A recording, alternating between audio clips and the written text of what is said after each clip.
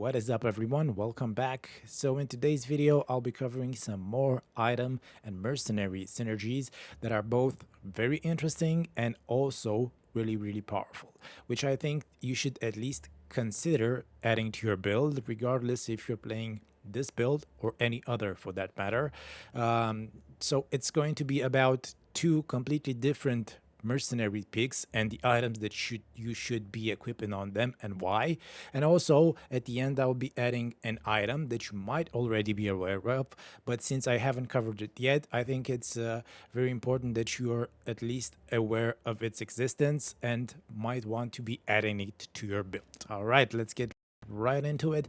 So first of all, if you haven't watched my initial mercenary video, I recommend that you go and check it out, because there I talk about why I'm using a striker, what skills you should be looking for, and what type of items I'm using on him and why. So that's still very valid. I'm still using the striker mainly, but today I'll also be covering some different alternatives that you can be using and why exactly you should be going for them. So the first one I want to talk about is the Swiftblade. I've learned about this mechanics from a different channel. I think the creator's name is PoE Noob. I'll be linking his video below, so make sure you check it out because he has a lot of cool information and a lot more details about the Swiftblade. And he's also using a really strong unarmed build this league, so you might want to check that out. He also has a very detailed explanation about the Swiftblade. I'll only be covering it briefly just so you can understand the mechanics. If you want to learn more about it, I suggest you check out his video. So back to the Swiftblade. The reason why we should pick a Swiftblade is because of Rallying Cry. He's not the only mercenary that has Rallying Cry, but he is the only one that can also equip a two-handed weapon, and that is very important because Rallying Cry gives you a buff which is based on the mercenary's equipped weapon. The buff ranges from 4% to 24% of the weapon damage. So that's why you would want to have a big, slow, and very high in physical damage weapon equipped on him. That way you can ensure that the flat damage that you get from this buff is as high as possible. As I said, it can get up to 24% based on enemy power, but it can also be scaled through things like Warcry buff effect, Rallying Cry buff effect, and things like that. So that's why if you are going for this type of mercenary, you would want to equip gear that has either Warcry buff effect or Rallying Cry effect, as well as the usual physical damage for nearby enemies reduction, yeah, and all the nice things that we talked about in the different video. The amulet is the same thing.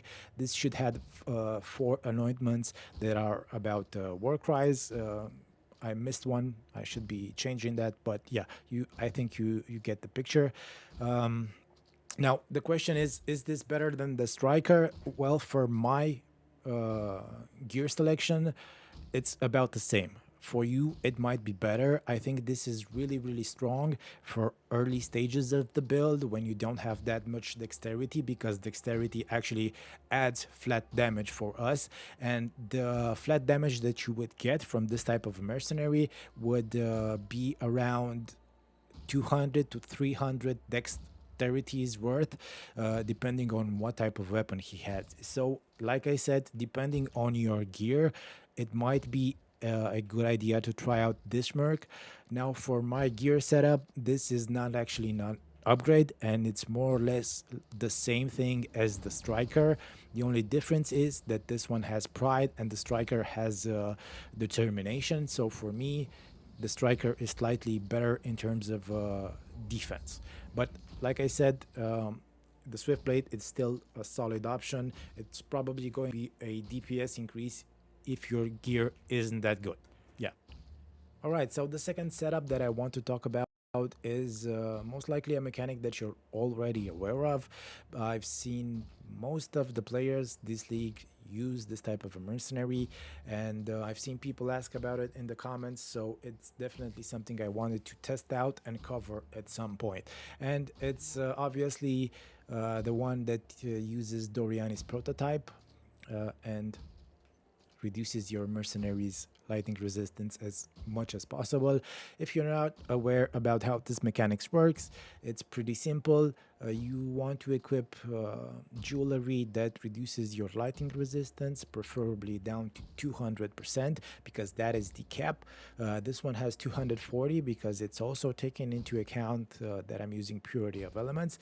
So it's going to be minus 200% after purity of elements, so it's capped. And what Doryani's prototype does, it gives nearby enemies the same lightning resistance as your mercenary, and if you're converting your physical damage to lightning damage, you will obviously be doing a lot of damage to them. The way that I would go about this is I would equip a physical to lightning support that covers 50% of your physical damage. It converts it to lightning damage, yeah.